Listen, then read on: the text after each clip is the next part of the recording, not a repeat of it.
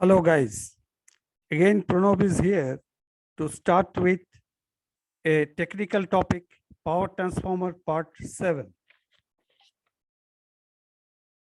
As the subject is of the continuation, so for your convenience, the link of the previous one is given under the description box.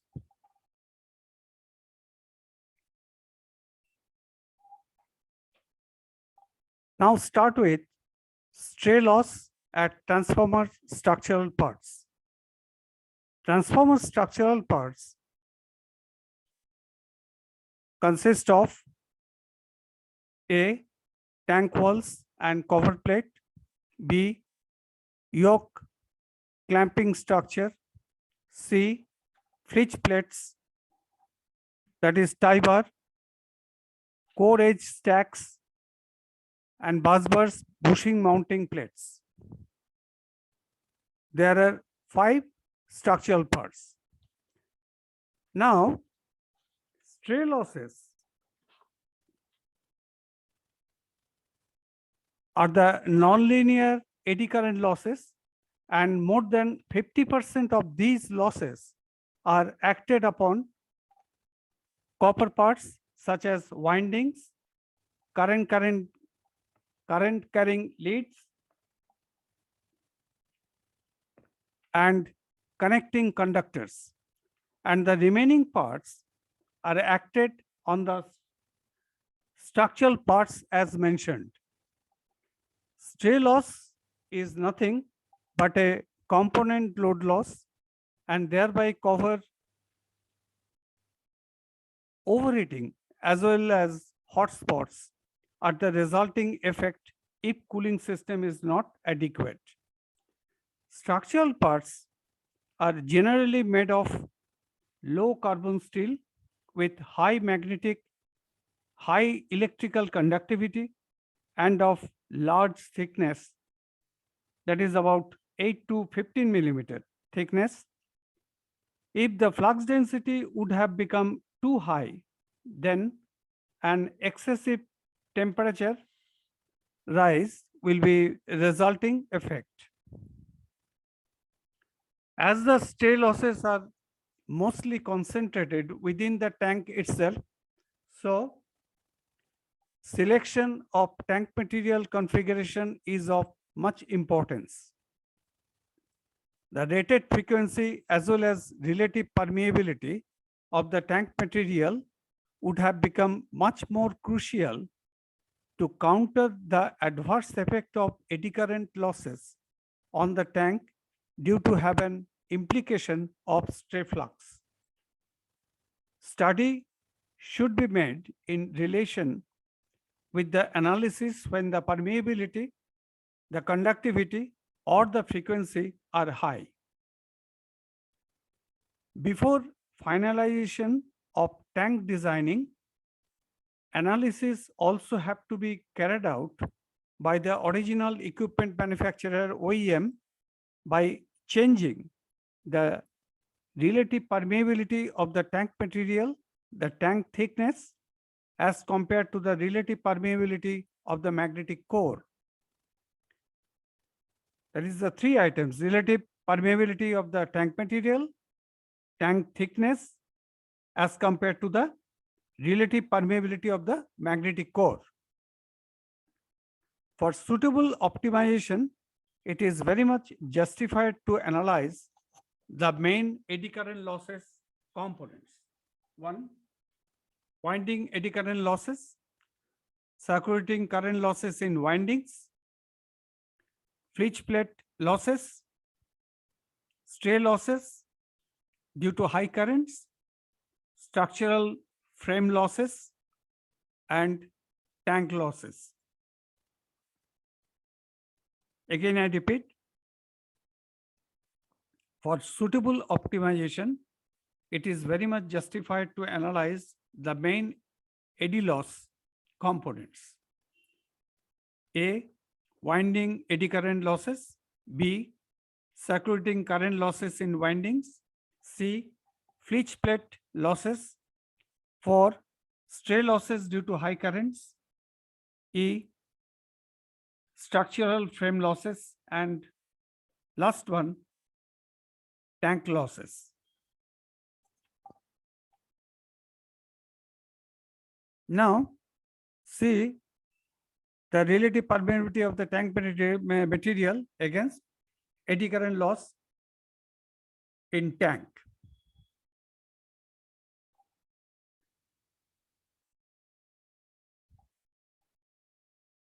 Such occurrence ultimately lead to have major fault in large power transformers. So, stray losses in transformer covers depend on the distribution of leakage flux produced by strong induced fields. By computation of the eddy current losses in the transformer tank, clamping frame, etc., following methods have been employed to restrict the heating of transformer tanks. 1. Installing magnetic shunts, installing electromagnetic shields, improving the design of tank wall geometry as well as selecting suitable materials for tank wall, installing metallic slits on tank wall between leads, varying the geometrical distance of LV leads, low voltage leads to tank wall. After reviewing the problem of stray losses in the tank due to high currents flowing through LV conductors. In large power transformers, the presence of stray currents in the structural elements near the high current bushings would have been significantly high, and this leads to hotspots. Stray loss reduction on transformer tank wall. The stray loss in power transformer structural components is supposed to be more than 20% of the total load loss, of which major part of the stray loss would take place in the transformer tank. It is a challenging task to reduce stray losses generated in the metallic parts of power transformers exposed to magnetic fields. When transformer of higher rating is at full load, then transformer windings has to produce significant amount of stray flux, resulting losses which will ultimately lead to rise of temperature in metallic parts. Formation of hotspots may have to occur in the flange bolt region of large power transformer tanks, as because of the reduced stray currents, which are forced to circulate through these flange bolt region. Happenings of overheating of the flange bolt region is mainly due to have a bad contact between the tank and cover. Over time, this electromagnetic phenomenon may have to affect the properties of mineral insulating oil and impair the sealing system, the painting of the tank, the insulation of the high current conductors, etc. Again, I repeat, over time, this electromagnetic phenomenon may have to affect the properties of the mineral insulating oil, impair the sealing system, the painting of the tank, the insulation of the high current conductors, etc. Having analysis of overheating in the bolts that join the tank and the cover, it is concluded that the bolts which are comparatively nearer to the high current bushings are being the most affected parts. A solution there has been implemented by installing bridges of copper links in all the bolts distributed at mentioned junction of cover and tank, that is flange bolt region. Use of copper links to ensure the connection of both the cover and tank body has fulfilled the main objective of restricting the overheating problem of the flange bolt region, that is shown in figure 32. Because of high conductivity, the selection of copper is used as link to connect both the cover and tank body. Nuts and bolts are usually made of non-magnetic stainless steel for ensuring less corrosion and also ensuring good contact with the walls of the tank, thus to avoid overheating. The link provides a low impedance path for stray currents and keeps both parts at the same electrical potential. See the diagram.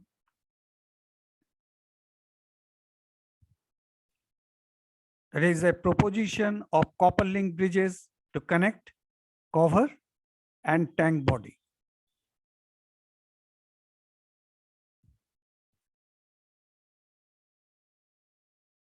So, in the case where the cover is not welded to the tank, then it would have been a variable option to provide copper links connected to the cover bolts to restrict overheating. Valley washers are the special type of washers since they have the property of expanding to maintain a strong connection that holds the bolt tightly. There has been an impact of providing magnetic and electromagnetic shielding on stray flux distribution in power transformers and also have the major influence on significant reduction of high temperature spots in transformer tank.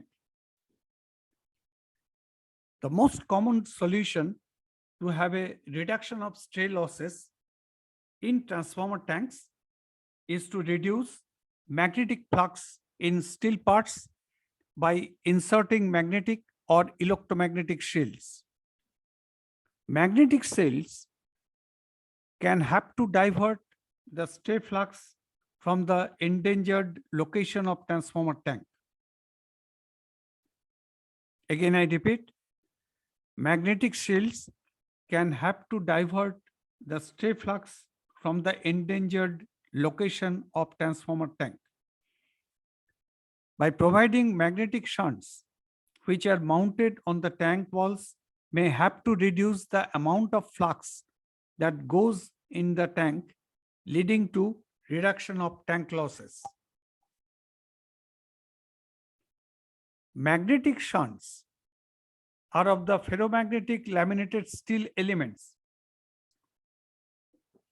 that guide the stray flux emanating from the transformer winding ends and serving as stray flux shielding. Since high current is usually flowing through the transformer leads and windings, so this has become a normal source of emanating eddy currents, which give rise to eddy current losses. Due to these losses, some parts of tank wall are subjected to have serious local overheating, causing hotspot in certain areas. However, these losses can be restricted by installing electromagnetic shields or magnetic shunts on internal surface of tank wall. From the operational perspective, there is a sharp difference between the two. Installing the electromagnetic shielding that has to prevent from penetrating the stray flux into the tank wall by the interim effect of eddy current as induced in the shielding part. Whereas the magnetic shunt that has to divert the stay flux from the endangered location of the tank wall by shunting the tank.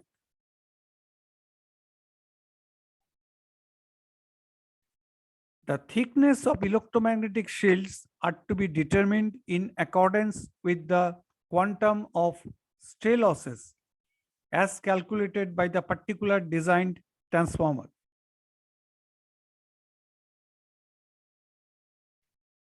It's because stray loss in each transformer is something different, So the thickness of the electromagnetic shields are to be determined in accordance with the quantum of stray losses as calculated by the particular design transformer. When choosing the thickness of the electromagnetic shields, one has to consider the thermal effects on the shielding materials as provided and for which overall escalation of price of the transformer also. Both you have to compromise. However, the best possible way to use electromagnetic shields is to weld them on the tank. By implementing electromagnetic shielding, stray flux is thereby diverted from the tank and most of the flux is rather concentrated in the winding zone and other constructional parts of the transformer other than the tank itself. While in case of using magnetic shield, most of the winding stray flux are shunting through the shields. This is the reason for which implementing magnetic shielding, the stray flux as produced would not have to be passed through the other parts of the transformer. Based on the specific impact of the stray losses on the tank body and cover, shields as implemented, windings and other constructional parts of the transformer, it has been concluded that out of the two, magnetic shields are much more effective in total reduction of winding stray losses. Again, I repeat, based on the specific impact of the stray losses on the tank body and cover, shields as implemented, windings and other constructional parts of the transformer, it has been concluded that out of the two magnetic shields, out of the two means electromagnetic shield and magnetic shield. Magnetic shields are much more effective in total reduction of winding stray losses. Several reasons other than stray losses are responsible for local overheating in the transformer constructional parts. So, restriction of total stray losses within the transformer does not always lead to the reduction of local temperature rises in the constructional parts. Other than the winding stray flux, there are several sources of stray flux which are sometimes become much more dominant factor in overheating problem. A transformer with high LV current value and having constructional feature of small clearance between current carrying leads and metal parts, then there would have been a chance of imposing high loss density spots on the metal parts. For any sort of inappropriate cooling of these spots may have just lead to have an abnormal rise of temperature on these spots. as the LV winding, that is low voltage winding leads, are carrying high value of current. So non-magnetic steel is used for the construction of the part of the tank cover. Electrical steel is used for magnetic shield, which are rather exclusively employed to shield the vertical portion of the tank parts from the winding stray flux only. Again, I repeat, electrical steel is used for magnetic shield, which are rather exclusively employed to shield the vertical portion of the tank parts from the winding stray flux only. Technically speaking, magnetic shields are not designed for the shielding from the flux induced by high current leads. In this case, electromagnetic shields would have been a better option than the magnetic shields because they are easier to put in required shape and also to mount at various positions inside a transformer, posing to direct the flux away from the surfaces that they cover. For three-phase connection, it needs to be assigned which of the high current carrying lead is mainly responsible for generating flux and ultimately influencing the temperature hotspots. However, judicious implication of non-magnetic and magnetic steel as supposed to provide for the tank construction purpose can have an important impact on the position of the hotspot.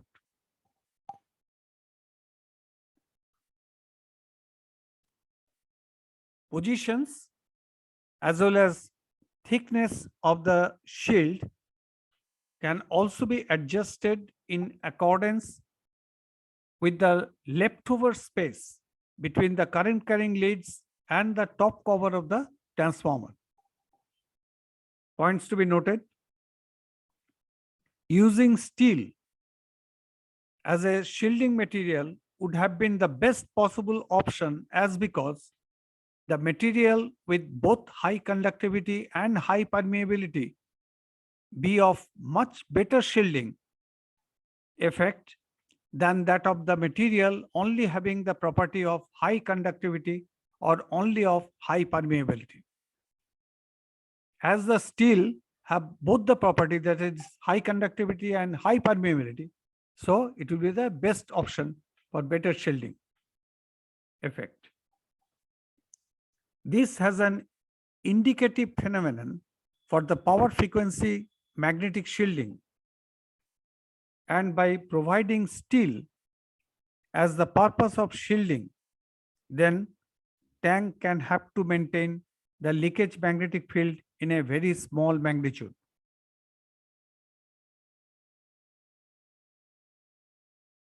Again, I repeat, this has an indicative phenomenon for the power frequency magnetic shielding, and by providing steel as the purpose of shielding, then tank can have to maintain the leakage magnetic field in a very small magnitude. See the picture.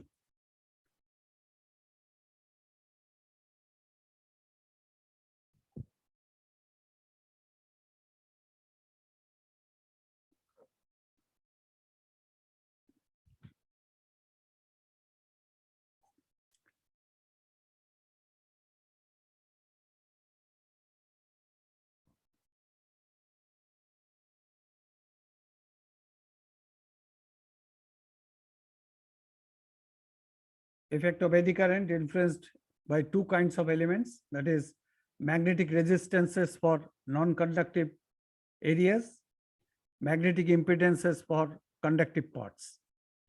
It has been evaluated that the gap between the horizontal shunt and yoke must be kept reasonably small for effective control of leakage flux. Resultant effect of tank stray loss. In large power transformers, the tank stray loss would have become a major part of the total stray loss of the unit. Number two, stray flux departing radially from the outer surface of winding gives rise to eddy current losses in transformer tank walls. Number three, eddy current losses have been imposed in transformer tank walls while the stray flux departing radially from outer surface of its winding. The stray flux density in the tank wall is usually be low, but as the area of the tank is large, so the tank loss would have also become high. However, less possibility of hotspot is observed in the tank since the tank wall surface heat is usually be carried away by the transformer insulating oil. Using tank material of good thermal conductivity may also help to mitigate the hotspot problem.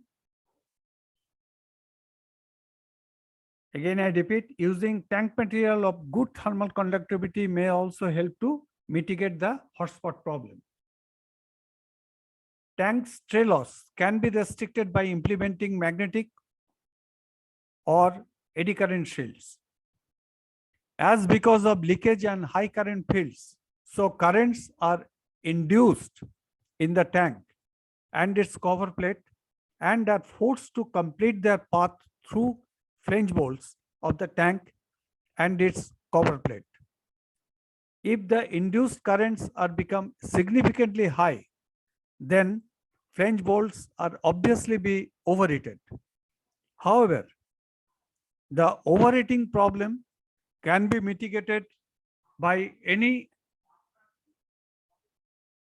having complete isolation of flange bolts from the tank and its cover plate. Again, I repeat, however, the overheating problem can be mitigated only by having complete isolation of flange bolts from the tank and its cover plate. In this condition, the tank and cover plate would not be at the same electrical potential.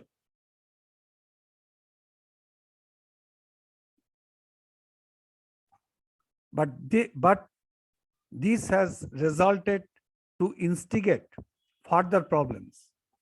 One, the induced current would then to concentrate in the larger cross-sectional area of flanges, causing local overheating and over a time period that leads to have deterioration of gaskets. Number two, as there would have been complete isolation of flange bolts from tank and its cover plate, so electromagnetic contact between the tank and cover has also become poorer, causing an increase in magnetic voltage drop due to have a low magnetomotive force. Such incidents may lead to a greater magnetic field strength on the bolt surface, which may give rise to excessive local eddy current losses in the magnetic steel bolts, causing severe hotspots and damaging the gaskets or sealing materials between the flanges. These 3 points are to be noted, very important. Now, based on the conclusive phenomena, the best possible option has been implemented to connect the two parts by metallic strips made of high conductivity materials, as for example, aluminum or copper, so as to maintain both the parts at the same electrical potential and also has to provide a low resistance alternative path to the induced currents in the tank and cover plate. See figure 32. Linking through electrical connections with the metallic bolts, however, would not be technically accepted as because due to have either be the presence of paint or bad contact resistances. Required number of connecting links that would have to depend on the implied quantum of leakage field or high current field. Imposing two connecting links there would have been served the purpose for small transformers with a low leakage field at their tank surface. B. To restrict stay loss on yoke clamping structure. Core and yoke in combination has formed the magnetic circuit of a transformer, which is to provide a low reluctance path to flow magnetic flux. Main elements of the transformer consist of a laminated steel core and the two coils, that is primary and secondary windings, or HV and LV coils. The vertical structural position on which the coil is wound is called the limb, while the horizontal portion is known as the yoke.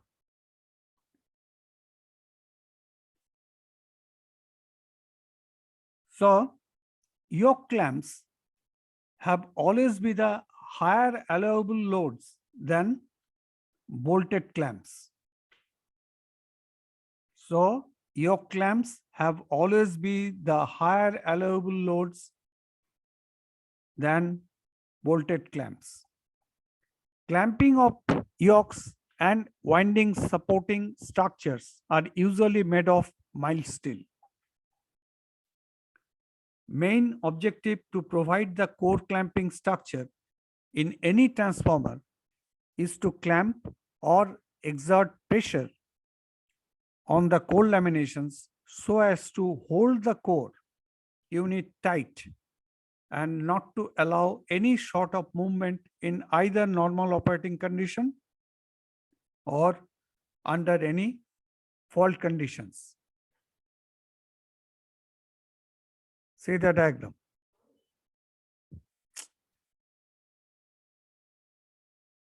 Core clamping structure using mild steel core clamps.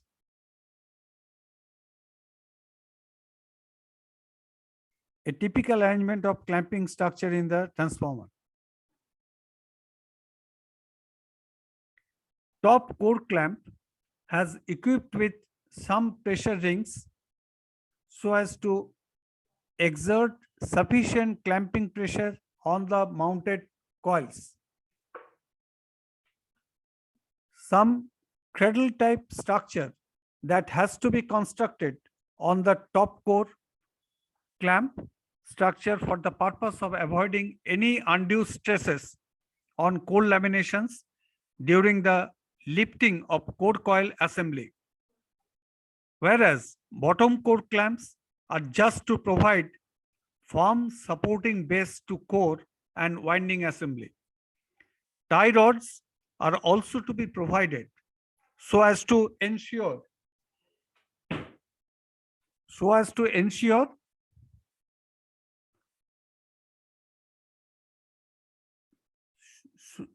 some cradle type structure that has to be constructed on the top core clamp structure for the purpose of avoiding any undue stresses on core laminations during the lifting of core coil assembly.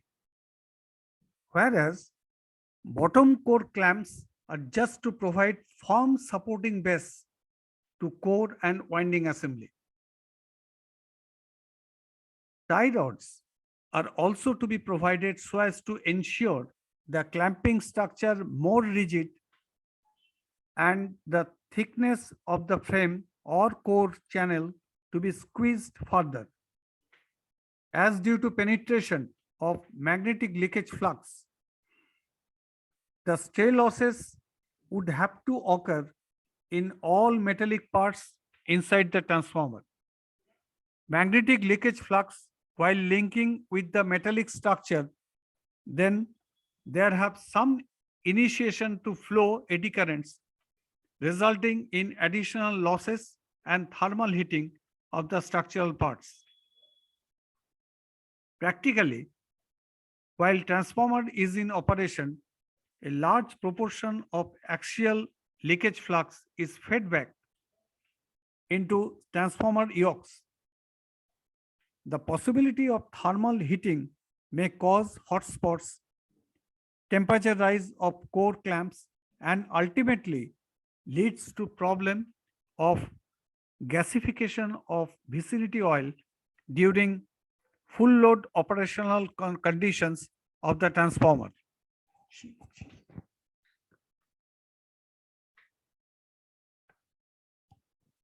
Instead of linking to the core clamping structure, the magnetic leakage flux is made to divert back to core by providing magnetic shunts, which are made up of thin laminations of CRGO material or CRNGO material, that is cold rolled grain oriented, cold rolled non-grain oriented steel material of having each thickness of 0.23 millimeter to 0.35 millimeter and are placed between windings and core clamps.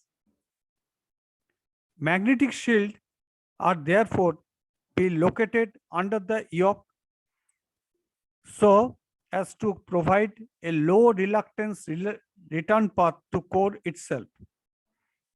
Moreover, thin laminations of magnetic shunts are suitably be packed with pressboard material to avoid any partial discharges due to sharp edges of magnetic shield laminations, and also it may help to reduce the required dielectric clearances from live parts. The performance of shielding effect on the yoke clamp assembly and reduction of radial flux linkage to tank side can also be specifically achieved depending on the space between the shield and winding.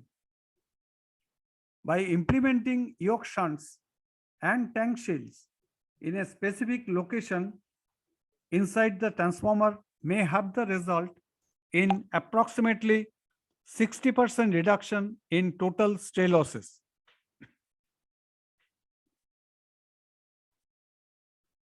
See the diagram, the location and arrangement of the yoke shunt.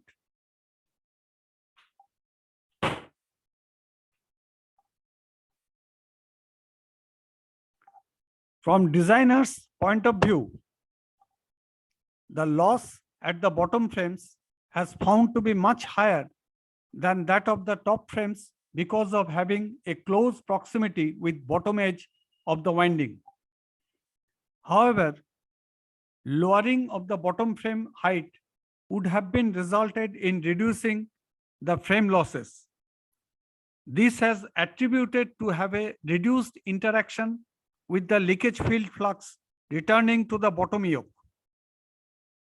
In order to reduce the losses, the yoke clamps, the C-type magnetic shield and L-type magnetic shield are proposed to use yoke beams which are serving to clamp yokes and support windings are in close vicinity of stray magnetic field of windings.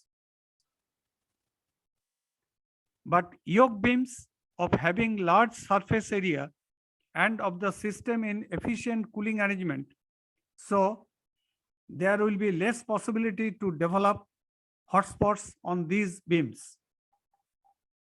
However, the losses in yoke beams made up of mild steel, aluminum or non-magnetic steel and the material as selected for the tank always have some mutual effect on each other. As the non-magnetic steel is of much expensive, so it is not usually recommended as a material for yoke beams. For power transformers of higher rating, sometimes yoke beam of non-magnetic material stainless steel is used. but its thickness should have to be made as small as possible, mechanically is possible. Otherwise, its loss may exceed the corresponding value for the yoke being made of magnetic or mild steel material. Let's stop here. Further to be continued at later stage. Thank you. Thank you for listening the video. Kindly do like, share, and subscribe. Your subscriptions would encourage to post more videos. Also share your comments or feedbacks inside the dedicated comment section. If you have any suggestions or specific topic you want, then let me know in the comment section. Thank you. Thank you for patient hearing.